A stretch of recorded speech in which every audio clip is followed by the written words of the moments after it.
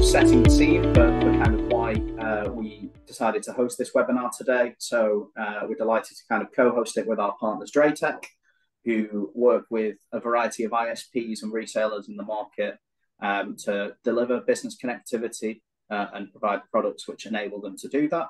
And fundamentally, business connectivity is a massively important thing. We've had a change of government who keep on banging the drums around the digital economy and how important that is for driving the UK forward. It's my belief that our sector and the ISPs and the organisations that deliver the connectivity are central to this. So I think it's a really important conversation to bring together different people from the sector to talk about business connectivity, talk about the challenges we face, and talk about kind of how we set connectivity up for success and to drive business and innovation forward, moving forward into the future. So big thanks to Kirstie Lane, who's head of marketing at Vorboss, for joining us today, alongside Caroline Quirke, who's head of business and channel at Community Fibre, and Matt Wring, who's the chief technical officer at Southern Communication. So massive thanks to them for joining. And without further ado, I'd like to pass you on to Alex, who is the representative from DrayTek. DrayTek recently conducted a survey of 500 UK businesses, asking them what their kind of requirements are from ISPs now, and their purchasing decision making when choosing their ISP. So Alex, if you want to kind of go through your presentation. Thank you very much. Good morning, everyone. Thank you for joining us today. So to start off, I've got a bit of a summary of some of our findings of our ISP survey.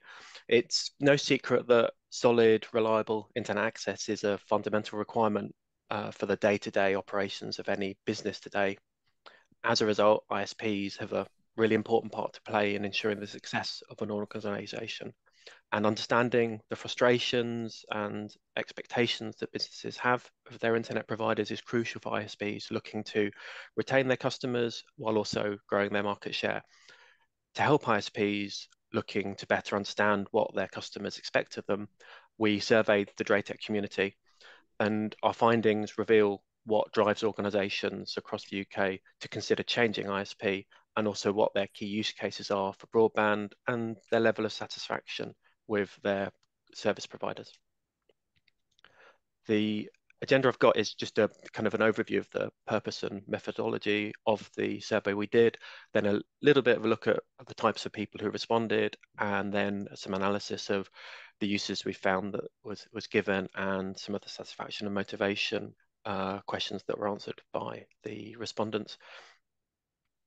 So the methodology, we wanted to put out a survey to our users to try and really help give valuable feedback to ISPs, to give information on these three key questions. So how can ISPs retain customers? How can they acquire new customers from the competitors? And what's the most important business decision, important to business decision makers? And we invited we've got quite a large community. We've been operating in the UK for a very long time, and we've got a large number of people that were able to send the survey out to. Just a little bit about DrayTek. We're the most established, DrayTek UK is the most established region worldwide for DrayTek. DrayTek's a Taiwanese manufacturer of routers and access points and switches, and we've got a large number of notable kind of customers, and we've got kind of 50,000 customers, 3,500 resellers who've kind of specialized in DrayTek, and we've got we've kind of mainly, when it comes to customers, specialize in SMEs, MSPs, ISPs, and large enterprise customers, and it's primarily for business that we're focused. And our main goal here is really supporting our strategic partners, which is ISPs. So on to the kind of demographics of the survey. So who kind of took part in that survey? We in total got 476 responses, of which 62% were business users. And of the consumer people that identified as consumers, we actually found that 70% of those were either business owners or also in IT. So a very technical group of people responding, and also a very large proportion of people that are kind of C-suite. When we asked them if they were a decision maker, someone who has an influence in the decision of which ISP to pick, a very large percentage identified as having a significant or ultimate decision-making ability in choosing the broadband. So we've got a group of people who surveyed where these are the people who have the sway and the influence in making recommendations and making decisions of which connections to get and which ISPs to pick. So we think that the respondents of the survey are really quite relevant in their feedback they're giving. And so the findings really focusing on first on businesses' use for broadband. The first thing we looked at was asking how long people were with their current ISP. And we got a spread from kind of up to 1 to kind of 5 years. And a decent number had been there for 5 years plus. You can see from the graph here, it kind of has the most popular is kind of 1 to 2 years and then 5 years plus. But when we separated out the data and looked at if there was any patterns, we found that if we looked at businesses with 50 plus sites compared to just the companies overall, the business with 50 plus sites were slightly more likely to have moved ISP. So they were on average a slightly shorter time compared to companies with less than 50 sites. It could be that as businesses grow, their developing needs result in them seeking new providers, or it could indicate that maybe they're more willing to switch provider. But we look at some of the potential motivations related to that a little bit later.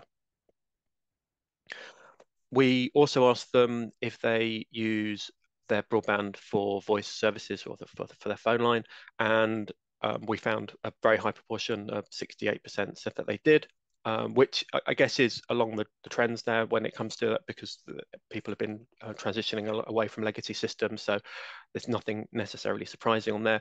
But what we did find when we also asked if they have a backup connection, we found that a majority did. 56% had incorporated a backup to the internet connection, but 43%, which is a significant proportion, don't have a backup option presently in their broadband offering that they're using.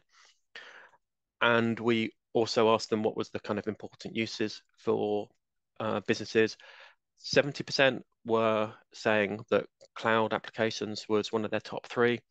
Phone systems were selected by 52% and VPNs by 47%. Video calls, 42%, and guest access and e-commerce were things that were quite low down in the most important uses. So it's something that's used, but when people consider what's the most important, it's certainly around that access to be able to get reliable access to their cloud applications and also their phone systems and any VPN facilities for inter-site connectivity. When we looked at satisfaction and motivations for change, we asked them kind of an NPS type question of how likely are you to recommend your ISP out of 10. And on the average likeliness there on a scale of 1 to 10, we found that the overall number was reasonably high, 7.74 in satisfaction. So overall people are reasonably satisfied with their ISP. We looked at the highest there are the businesses with 50 plus sites, and the kind of more technical IT consultant installers. Those are the ones that had a rating of 8 point something on average, and the lower ones seem to be businesses fewer than 5 sites, or the home user group were the ones that had the lowest satisfaction. I think in some cases this might be due to other factors, maybe around technical knowledge and perhaps wireless deployments as well. Could be something that's a big impact on their kind of experience of broadband, because we know that's something that is a key factor in the chain. We then went on to ask how likely they were to change their ISP, and we found that despite there being a reasonably high average of 7.74 out of 10, over half are open to changing providers. 38% happy but open to change, and 7% actively looking. 44 are kind of no reason to change, and then there's a 11% there that are kind of an unhappier, are going to review it at renewal. And if we try and drill into that a little bit more, we see some quite interesting data that the average recommendations really closely align with how likely they are to be looking. So if people are unlikely to recommend the ISP, it's really quite a strong indicator that they're going to be likely actively looking as well. So if you look at actively looking and unhappy, they're 3.5 and 5.7, which is quite low compared to the average. And then if you get into that sweet spot of above 9, that's where people have got no reason to change as well. So it does show that the likelihood of recommending has a strong correlation between that and the likelihood of someone sticking around with their provider. So that's quite an interesting thing. That's quite a good measure, I think, to predict the likelihood of churn. And for people who do change, what was the influencing factors for when they changed provider? We found the top 3 were price, customer service, and high speed availability. Coming in at least in all 3 at kind of 48% of the time. So that's something that was kind of factors to change. But then when we asked them which was the factor that truly drove the change, that's where high speed availabilities were the one that came out top. Even though that was people do mention price and customer service, it does seem that the trigger that's actually something that really would prompt the change is that high speed availability, so that ability to improve their connection. So I think that's something where that's an interesting factor to do with people's likelihood to change. So that summarizes the kind of overview of the report. We've got some more details in the report, so it's something that you can download. I believe we'll be sharing a link to it, and it's quite detailed in its insights and has more information that you may find useful on the kind of overall satisfaction and more information. So thank you very much for that part. And I'll pass back over to Christian. Well, thanks, Alex.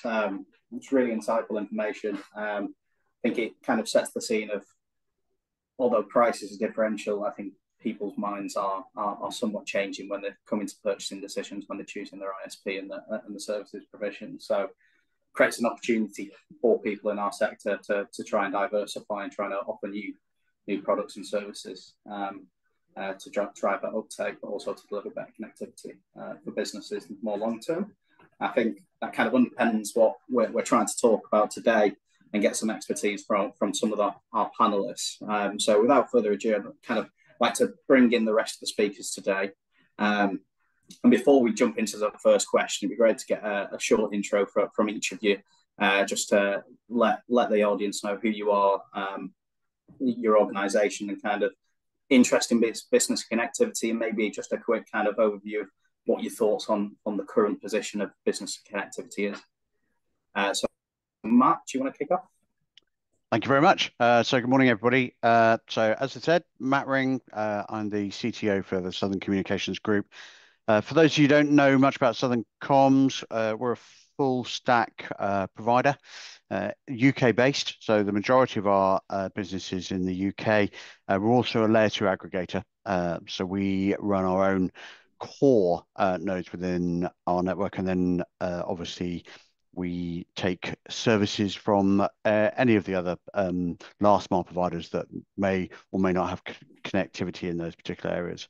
Our particular focus is on voice. So the DNA of Southern Communications is voice. We were traditionally a very big ISDN, PSTN provider, and have migrated over from that into next generation plus products.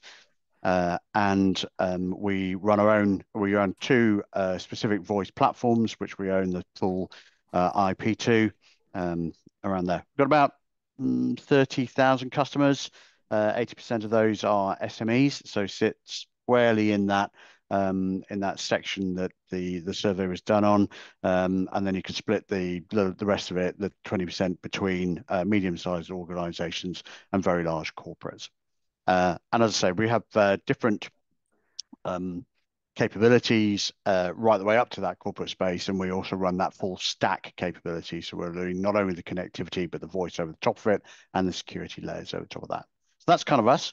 I thought the survey was really insightful, actually, and I've I wrote a couple of notes as we were going through it, but I've been mulling it over because luckily the guys gave me a chance to have a look at this beforehand. And one of the things I think this the change to full fiber and that move, it's maybe not always about speed. I just put that out there. People talk about speed, but I don't think it's not. I don't think it's always about speed. I think what it's actually about is the reliability of the connection. I think fiber gives you a much better reliability, and there's an element of FOMO in there, as my daughter would say, fear of missing out. So there's definitely some FOMO in there. Well, I should be on the latest technology. But and I'll just finish off, Kirstie, just by saying that we're all looking down the barrel of a government change and a government drive for growth, and obviously that includes how do you make the digital economy work much better than it is, because we're not going to get growth out of where we are now. The only way we're going to get growth is through improvement in the goods and services that we're able to deliver. AI comes into that. I wouldn't be a CTO if I didn't have the words AI somewhere written in my head. And so I think one of the biggest things that we maybe talk about a bit later on is investment challenge. And on the one hand, the government wants us to drive and invest. On the other hand, they're about to extract a fair amount of capital out of the market. So the question is, how's that going to build into it? Yeah, no, all makes sense.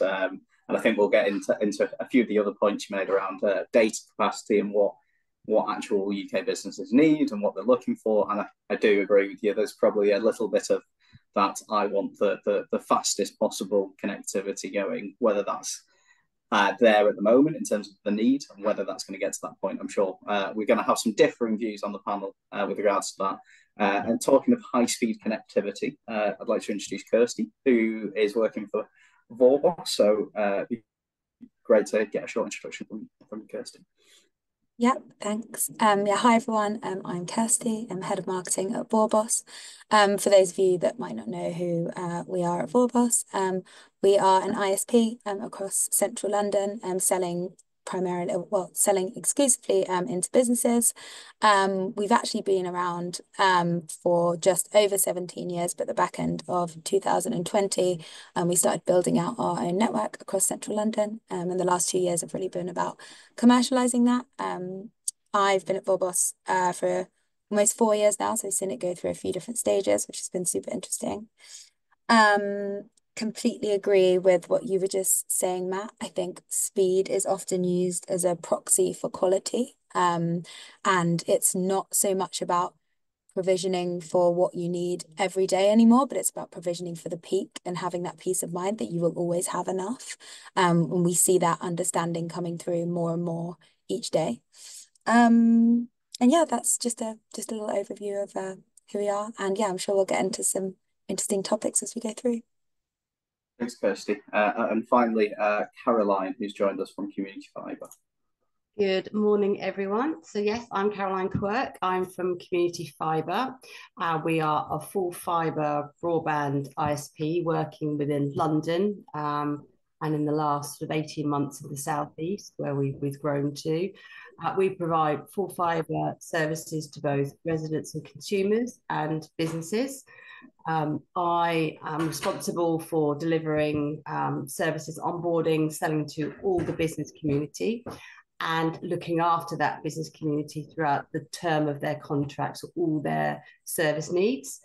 I've been in telecoms for nearly 30 years, I'm ashamed to say, and working at organisations like Vodafone and BT and Openreach. And I started my career as a connectivity specialist in BT when bonded DSL and ADSL and SDSL first became a thing.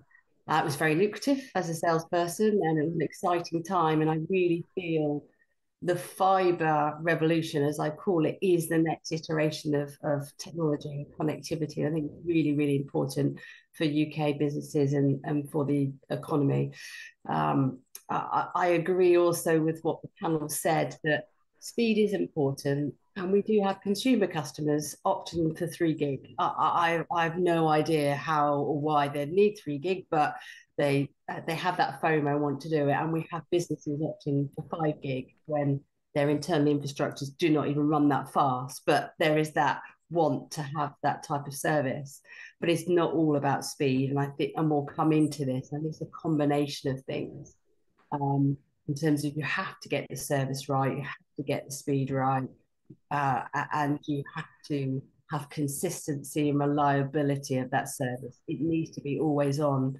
And I think about my children who have no idea how they connect their gaming and their devices, but if it goes down, they're like, what is going on? There's a small mutiny in the household.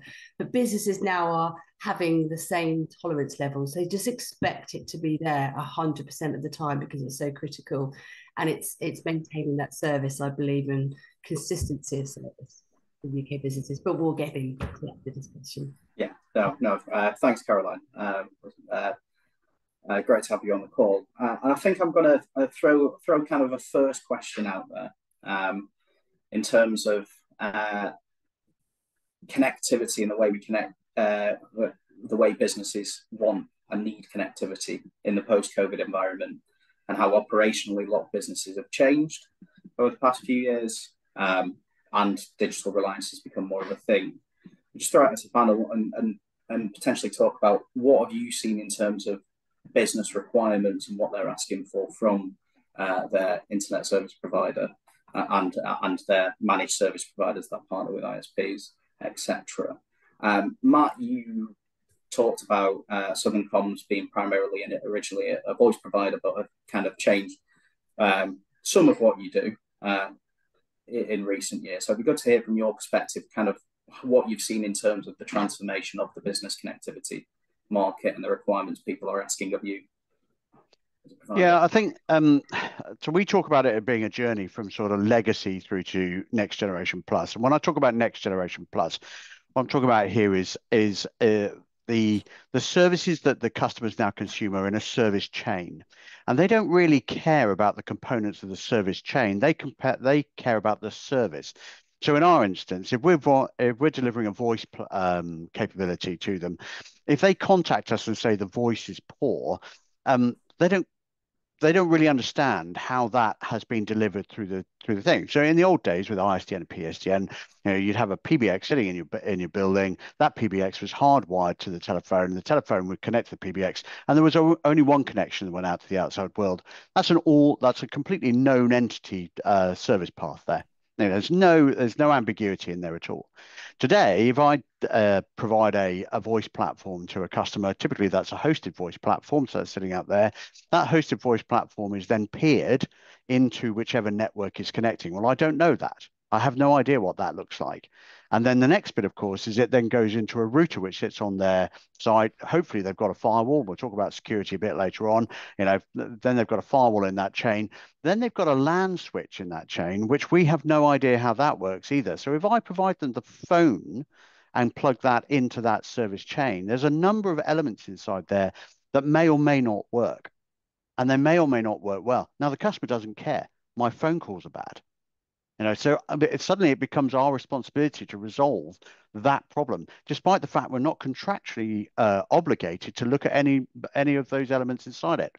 And so that's what I talk about when we go next generation plus. How do we deal with that particular challenge, which is we're delivering a service over the top of a number of elements that we have no control of. Sometimes I talk about this in terms of the road network of the UK, right? So you get in your car and you've said to your customer, I'm going to arrive at your site at 11 o'clock. I'm leaving from my site at 9 o'clock in the morning. Yeah. I don't know what that road's going to be like. I don't know what that's going to be like. How can I guarantee that end-to-end point? And that guarantee is where we kind of sit into reliability. How do you guarantee the reliability of what that connection is going to be? So those are the challenges I think we're kind of bumping into around the customer. And how do we then overlay service that we know we can deliver to a service level agreement? And that's changed. It's fundamentally changed from when you were delivering ISDN and PSTN to when you're delivering all IP. And I'm not sure everybody's got their heads around that yet. Yeah, certainly a big challenge, especially with upcoming switch ops in the ISDN market and in the copper market as well. So that transformation is a big question. And I suppose The question is what the solution to that might be. I'm sure you've got thoughts on that yourself, but I don't think everyone knows quite yet what that might be. Customer education is probably part of that, I'd imagine. Yeah, I think there are multiple approaches to it. I don't know how the other guys are finding, that thing. But we're delivering, because we're delivering that full length of service, that product from end to end. I need more information. I approach it from an engineer's point of view. I am an engineer, so I approach it from an engineer's point of view. I need more information, and then I can take that information and I can do something with it and improve the service structure that we're delivering off the back of it.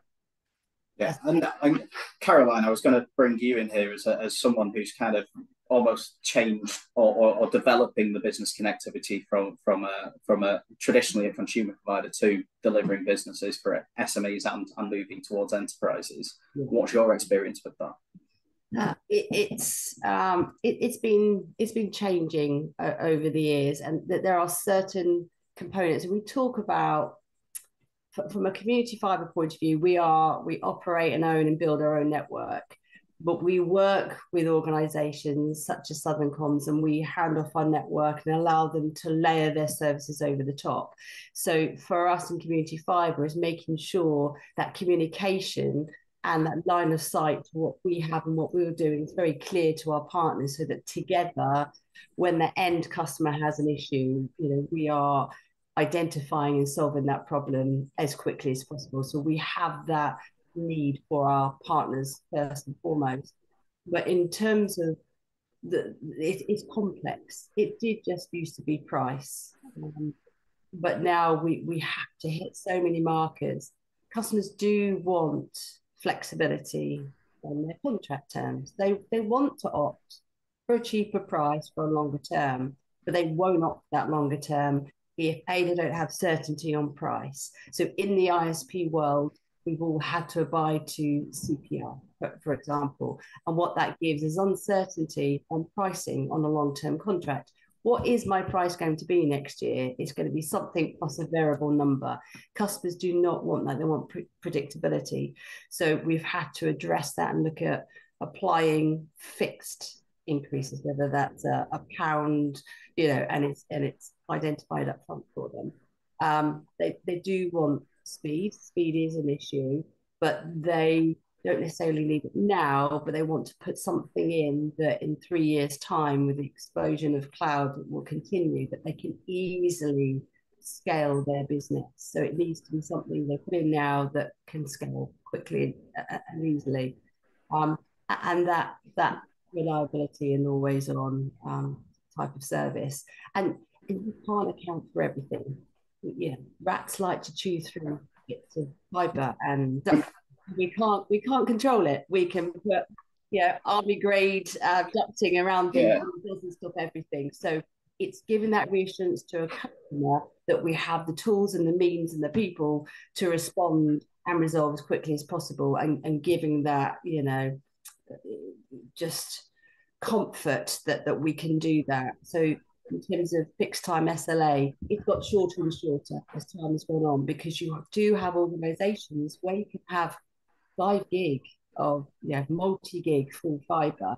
We are in the realms of customers saying, I'm going to replace my lease line connectivity with full fibre broadband. That's what I'm seeing in enterprises in the last 12 months. But they demand high levels of SLA and reassurance. Yeah, we're definitely seeing that, Carol. I would say that one of the interesting things around here, I kind of split the market originally into, if you wanted 100 meg or more, you went for a lease line. If you wanted less than that, you went for a broadband circuit. That's how the market used to be. What we've seen is that the rise of the better fibre provisions in the structure have knocked away at the base of that 100 meg market space. So that's now going into a broadband. And for us, by the way, I define broadband as everything up to FTTP.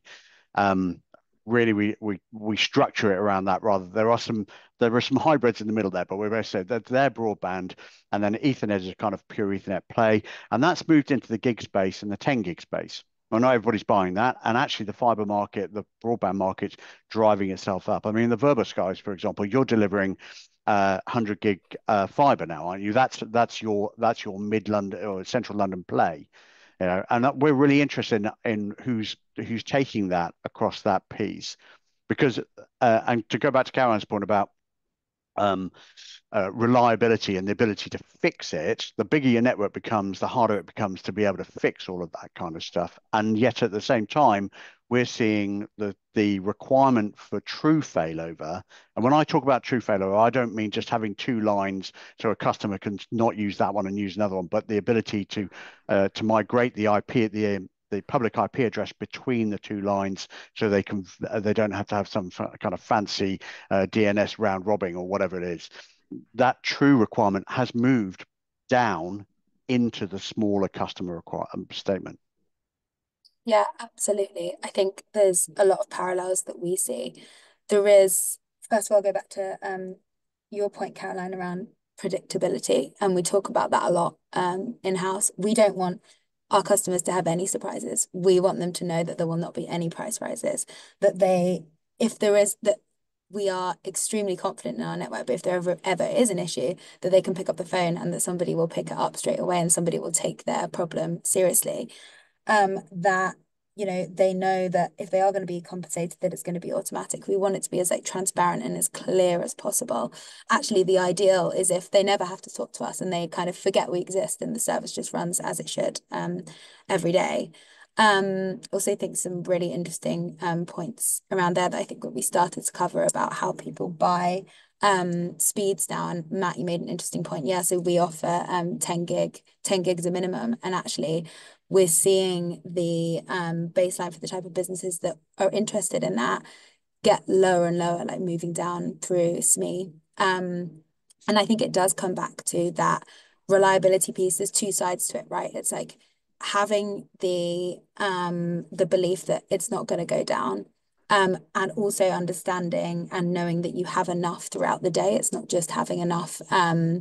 It's not just, do people use 10 gig all day, every day? No, they don't. But are there points where they're using more than they were before? Absolutely. And I think that's why we're seeing the uptick across the higher speeds. Definitely. And I also think in terms of the economy, I'm going through a budget cycle, as most people will be coming to the new year.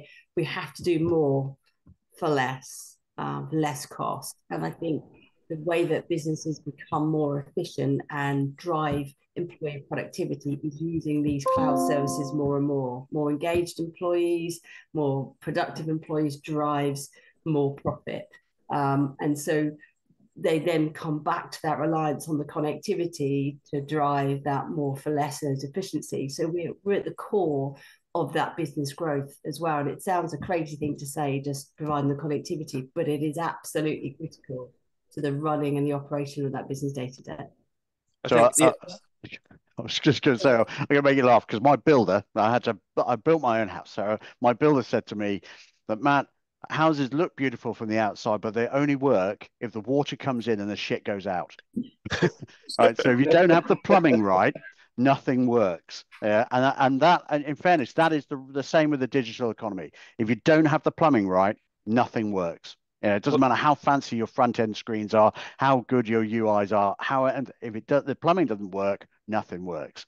I mean, some could argue when maybe now more important than the plumbing for driving businesses forward. So you're going to get that important. Alex, you were going to come in for a second. Yeah, I think there's some really interesting points. I think there's kind of three themes in some of the comments. One is kind of about user experience. The other is kind of resilience, and third is kind of this merging of lanes. But when it comes to the survey, you kind of realize the question you wish you asked after you get the survey results, which is why the speed comment is about actually what we should have maybe added some additional things that kind of look at the user experience and some of the things, because I think that's something that's a really key part. And related to that, I think there's a real key thing for providers to consider when it comes to selling more services. More about is more than just wallet share. It's actually about having control over more parts of the network, because the more you're selling and the more you're involved, the more you're in control of it being the right stuff that's going to give people the right experience from the core service that you're offering. And that's one of the things what I think some businesses are looking for is, having one person to partner with to understand their needs and to provide a kind of a managed service. And that's some of the things that we've seen from 5 years ago to now. It's really a lot of the organizations we're working with don't necessarily, the customer doesn't know what they're buying when it comes to the different brands. It's more about the total solution they're delivering. And part of that is resilience, but also it's kind of that merging of lanes. And previously you had different so like you have the people who would do the phone system would be different to the people who may be providing the broadband services or providing the IT, but now actually it's all in one. So you've got a problem where, from a user experience point of view, how do you guarantee that all the different services, your CRM system, your cloud services, they need to be responsive working, but also they need to not mean that your phone system doesn't work, and also your Teams calls or video conferencing needs to all work. And it's about how you provide solutions to do with that. And there's different techniques that you can use, QoS and others, but it's important that people consider that as a total package, and that will give the user experience that really makes people happy as a customer of services. Yeah. Sorry, go on, Kirstie. Sorry.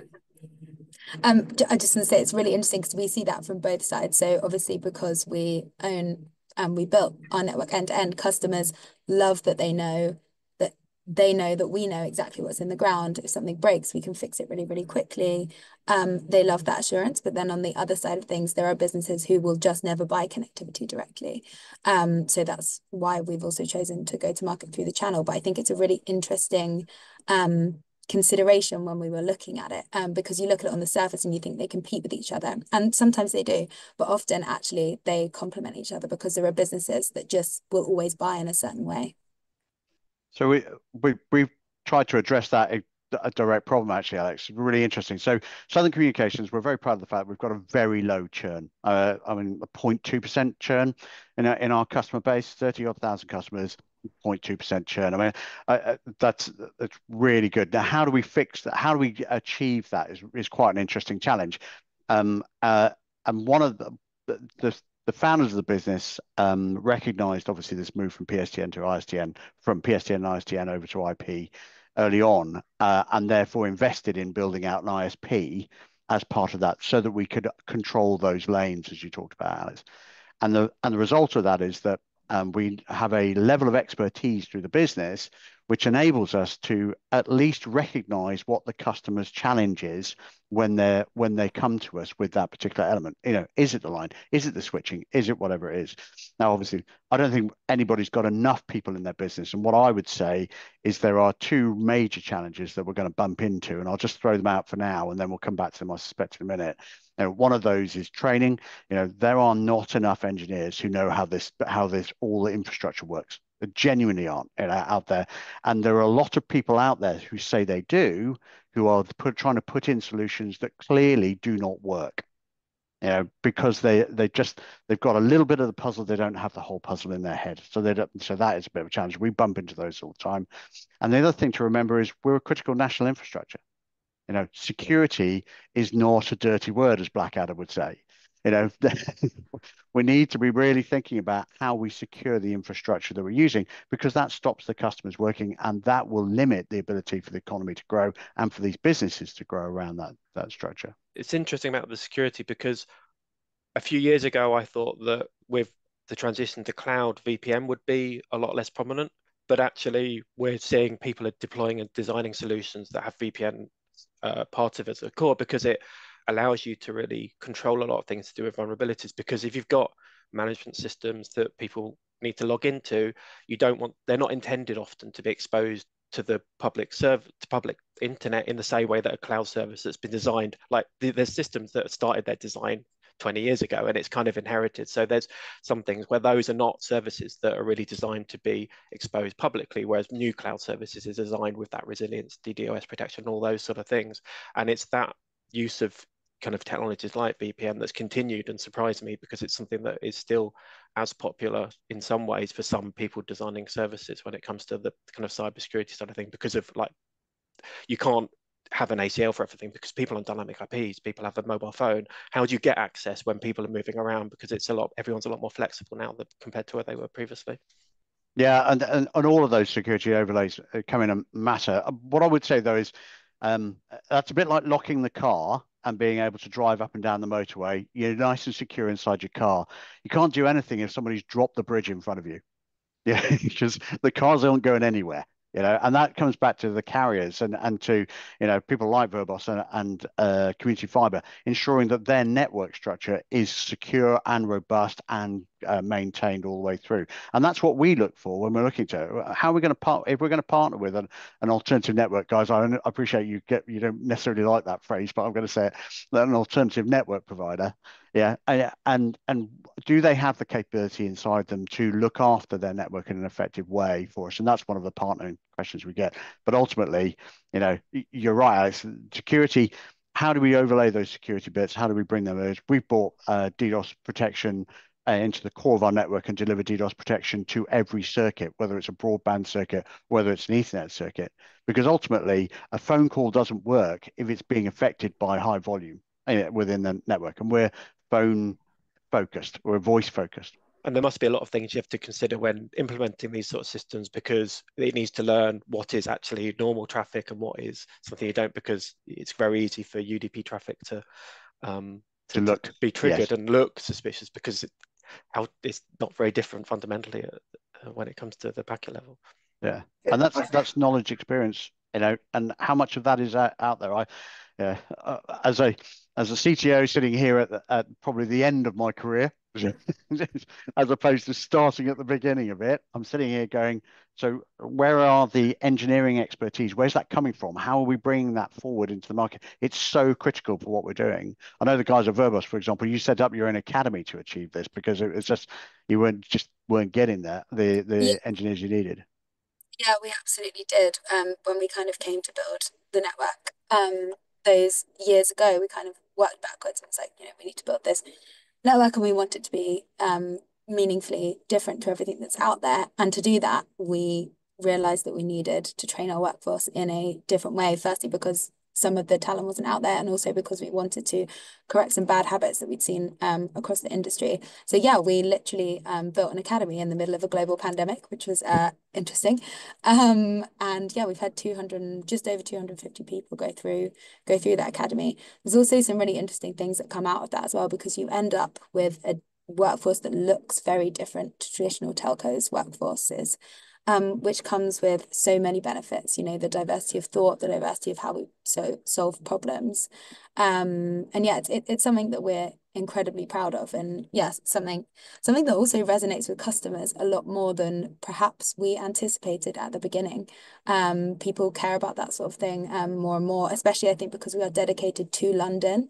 And part of building that academy was also giving back to London within that as well. I was just going to draw on that a little bit, Kirstie, and maybe move the conversation a little bit further on in terms of that connecting with customers and what resonates with them, certainly in the world of business.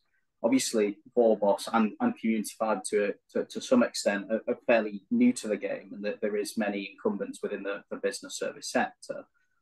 What are kind of the most important messages or strategies you do to kind of build that brand awareness with new businesses and new enterprises, etc., and kind of conveying trust is part of that? How do you develop that trust with a business, which connectivity is fundamental to how it runs? Absolutely.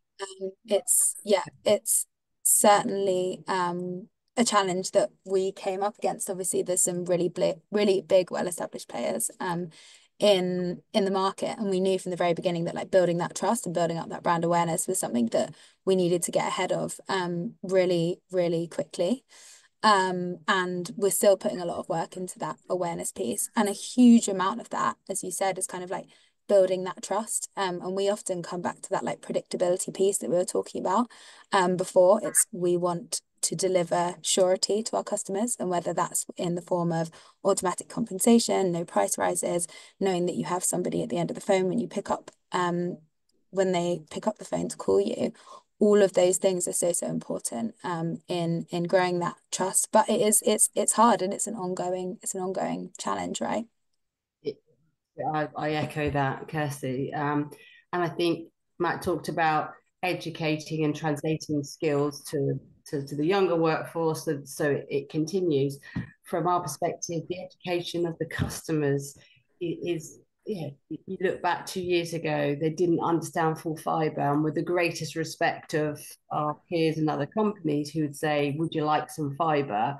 But we know it's not end-to-end fibre. So we were forever trying to sell something wasn't apples for apples. Well, this is end-to-end true full fibre versus part fibre, part copper. And it's been really difficult for us to educate businesses on the difference of it. And now it's starting to become more mainstream and people understand what full fibre is.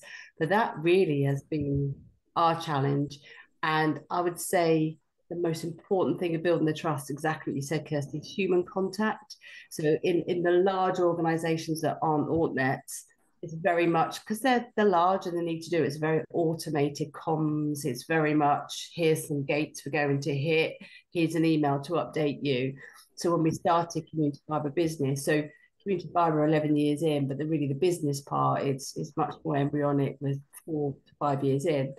It was from the first customer, we're going to speak to customers. If they want to ring an individual with a telephone number and an email address, we'll give it to them. If they want to speak to the CEO, they can speak to them. So, and that has been absolutely critical in building that trust, that they know they get a human, and we over communicate. And I think that's what sets our community, the new kids on the block, aside, I think, from some of the more yeah, I'm with you, Karen. My question to all of you, though, and bear in mind, so when I joined Southern Communications 10 years ago, we were a £10 million business, right? This year we're 180 million pounds. That's 10 years, 180 million pound. That's our growth trajectory. We've gone from a few thousand customers to 30,000 customers. How do you scale with that level of communication going on? It's really difficult to do. I mean, we have a program inside the business called Resolution on First Touch. So a customer contacts us, whichever methodology they contact us on, we should be able to answer that question as soon as they ask it. Mm-hmm. Now, can we do that today? No. Is that where we want to be? Absolutely. Resolution on first touch. They phone us up, we should know the answer. The challenge, of course, in that is that once you get into that full stack delivery, the complexity of what you're delivering becomes almost unique per customer. So although they're standardized building blocks, it's Lego, it's all standardized building blocks, how you built that block together is completely different per customer. And so getting that standardization into the process so your people can answer. But if it's not going to be the people, because you can't keep scaling that way. The old days where we could say, oh, we've got another 10,000 customers, we'll just hire another 15 or 20 people. They're gone. What's the country's at 1.2 million unemployed? Where are these people coming from? So, and do they have the skill set? No, they don't. So how do we get over that? How do we cross that Rubicon while still maintaining exactly what you're talking about there, which is that customer confidence in communication? Absolutely, and I think it's a choice. So you're absolutely right. So we're 30,000 customers plus, but in the residential side, they prefer to self-serve. So in that area, you've got my account, and they can go and ask key questions and sort things out themselves. We find businesses tend to, if they've got a problem, want to speak to someone. Now, if you're over communicating the minute there's an issue and you're telling them there's an issue and this is what we're doing about it, they often go, I don't need to call you. I'll sit back and I'll wait for more updates. So it's being proactive and being first before that customer identifies. Yeah. Having the tools to monitor and proactively contact is absolutely critical. Yeah. But yeah, we do have self-serve. Our partners want to self-serve. They don't want to speak. But if a customer does, we've maintained named account managers. So they can, if they want to, and just offering that service, you can call, is enough. How often do they call, and do they all call? No, they don't. But if you're proactive on the front foot, that credibility is there from day one. So it's managing all the levers in the right way, sensibly. Yeah, we manage. Sorry, you go. No, Kirstie. Otherwise, I'll just talk. We manage it in a really, really similar way. It's about being as proactive with communication as you possibly can be. We want to over communicate. We want, as I said before, we want complete predictability. We don't want any surprises. And we're the same. We still maintained dedicated named account manager. Some people call more than others. Some people we never hear from. But a lot of them, we do know one of the reasons that they have gone with us over a larger supplier is because they know it's there when they need it. And hopefully they'll never need it. But knowing that it is there is definitely something that they factor into their decision making. Yeah, it's interesting. So we do whilst the Southern Communications brand is a holistic brand, we run business units separately because they have different culture, and that allows them to build a different service experience to their customers, which then allows them to offer, whether it's self-service or not self-service. The bit that's really interesting. So, what have we done? We've done over 100 acquisitions over that period of time. So and inside there, every one of those is a different CRM system. Everyone has got a different data set. So our biggest challenge, and Karen, you spot on there. It's about the data. It's about knowing what that customer has and how you bring that together. And that's that's a big challenge for us. And understanding what it's going. If you take the introduction of one-touch switching, for example, you have to have an absolutely known circuit database in order to be able to achieve that. And there are lots. And remember that one-touch switching relates to the entity that bills, not to the carrier. So it's the people who are billing who are responsible for one-touch switching, not the carrier. That's a big change. I don't think anybody's really got their heads around what that really means. And so you've got to know the data. I mean, I'm going to make an assumption here, but both yourself, Caroline, and Kirstie, your systems have been built from the ground up specifically for you. So you will know the data that relates to your customers. My challenge is that I've got multiple systems I'm trying to bring together, so I know what I've delivered to the customer base. And of course, it's all been delivered, over that period of time by people within those organizations who had varying capability to understand what they were delivering. And so that standardization, which is what gives you good customer service, actually, it's being able to standardize your product range to deliver that absolute quality customer service. I always talk to my guys about IKEA. Everyone laughs about IKEA furniture, but I tell you, it always goes together correctly, and that is perfect. I used to talk about Boeing, but we don't do that anymore. I was going to jump in there, Matt, and say it's quite interesting with the kind of the M&A expected in the activity and the importance of data in terms of driving that integration. I'm not sure kind of how much Vorboss and I think Green Fibre will be involved in that, the M&A side of things, but a lot of the market will be. And dare I say it, Matt, that there might be a role for AI as a CTO. You might be interested in to integrate those data systems potentially. Did he say the AI word? I think he did. Yeah. I dared to say it, but I think I'm conscious of time here, and we've not got long left. So there's kind of a couple of questions which I'd like to finish off with by going around the group and speaking to you on. And the first of which is looking at data demands and new technologies coming into the market, which businesses will become more reliant on as we look into the future. I kind of be keen to get your perspectives on where you see data demands going from businesses of different scales and kind of what technologies might drive that change in data demand. So Kirstie or Caroline, I don't know whether you got any thoughts on that. Yeah, I'm happy to kick off on that. Obviously, yeah, we are unique in the way that we do offer 10 gig. 10 gig is a minimum, and really interesting when we launched with that 2 years ago, a lot of people thought we were completely insane. Even in those 2 years, we've seen that that understanding really shift. And our CEO talks a lot about Nielsen's law, which I know is skewed a little bit because it is towards the high-end user connection, but that speed and that capacity is growing 50% year on year, which we see being broadly true. And the technologies that are driving that, I think perhaps Matt's going to be better placed to answer that question than I am.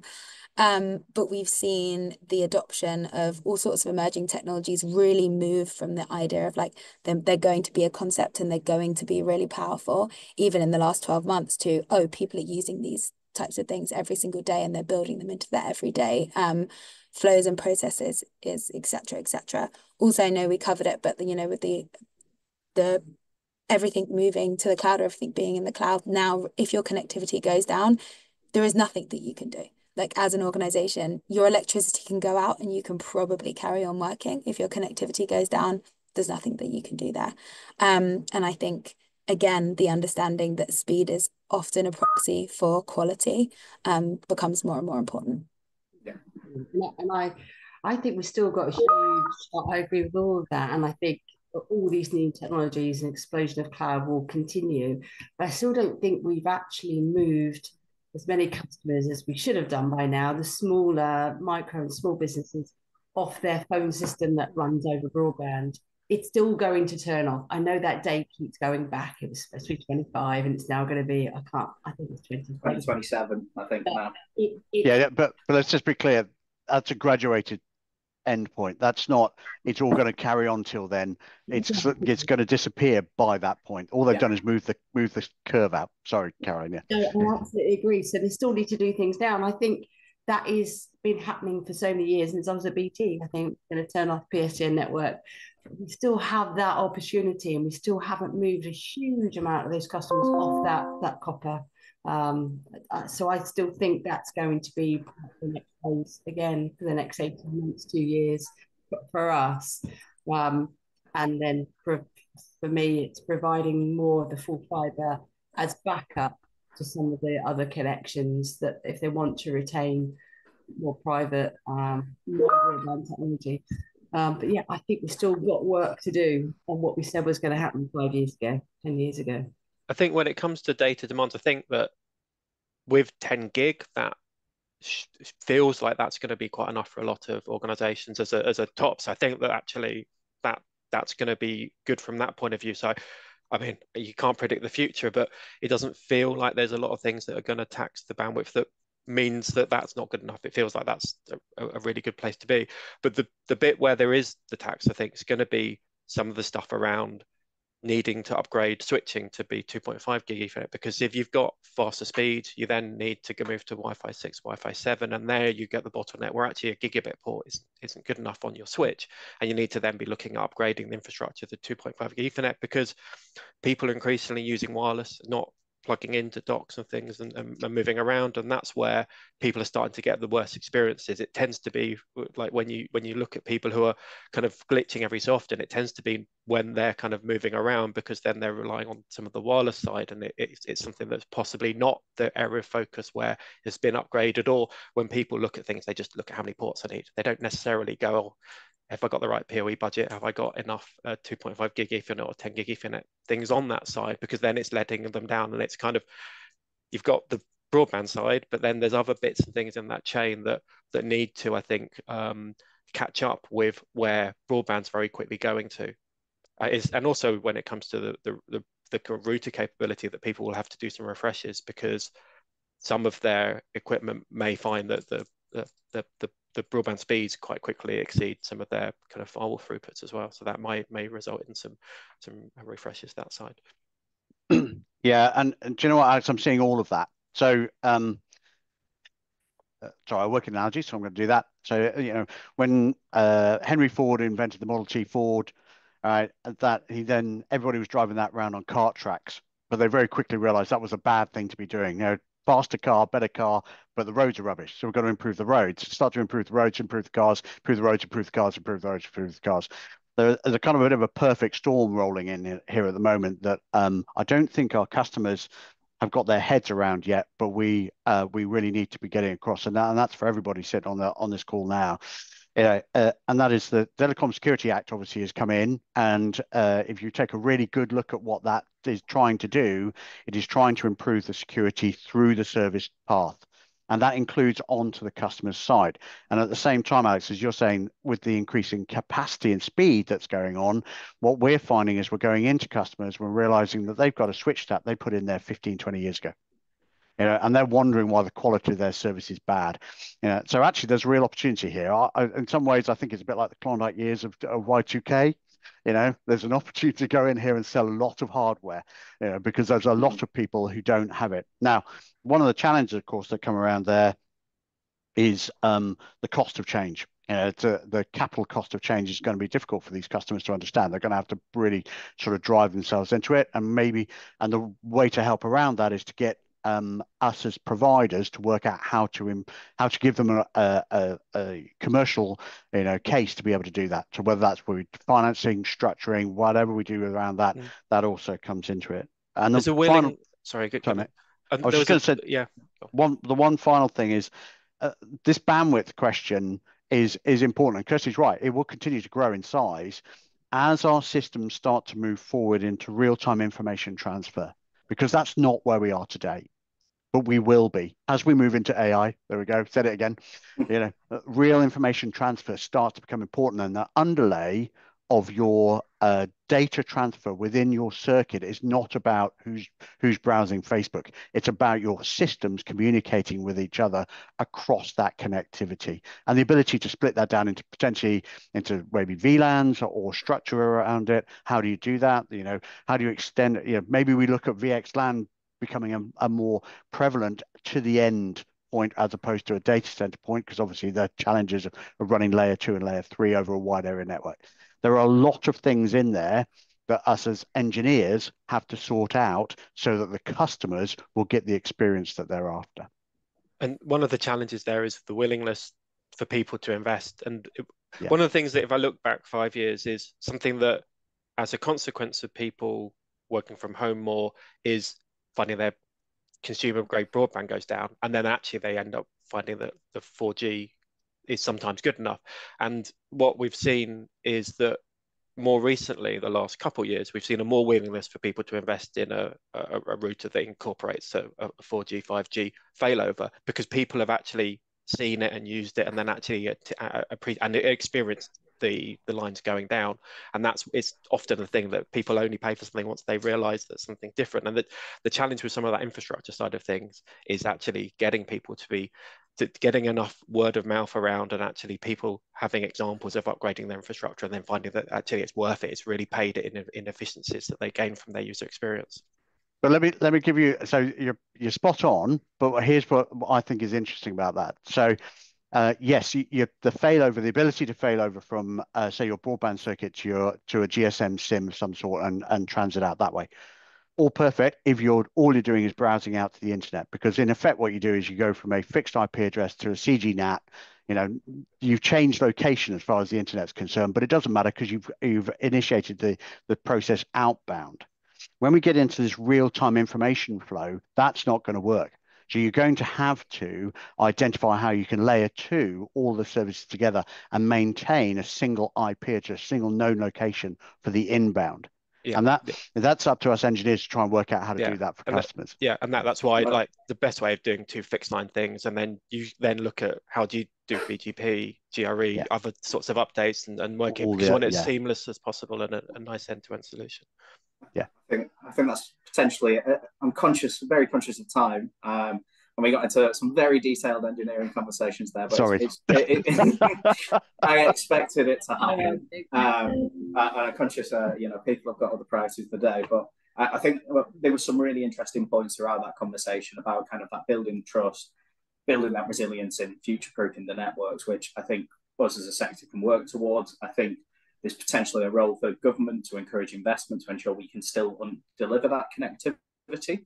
And I'm sure, I know Vorboss is working closely with government. I'm sure we are as ISPA, and I'm sure there's kind of key messages we can convey there to ensure we as a sector are supported to deliver that future of connectivity further. But I would like to kind of finish up today just by saying thank you very much to all the speakers, Matt, Caroline, Kirstie, and Alex, for this insightful discussion. We'll be sending out some content and recording online after the webinar. But yeah, thank you very much for all joining as well. Keen to hear more insights as we move forward into the future. Thank you. Thank you. Thank you very much. Great to meet you all. Thanks, guys. Thanks. Thank you. Bye.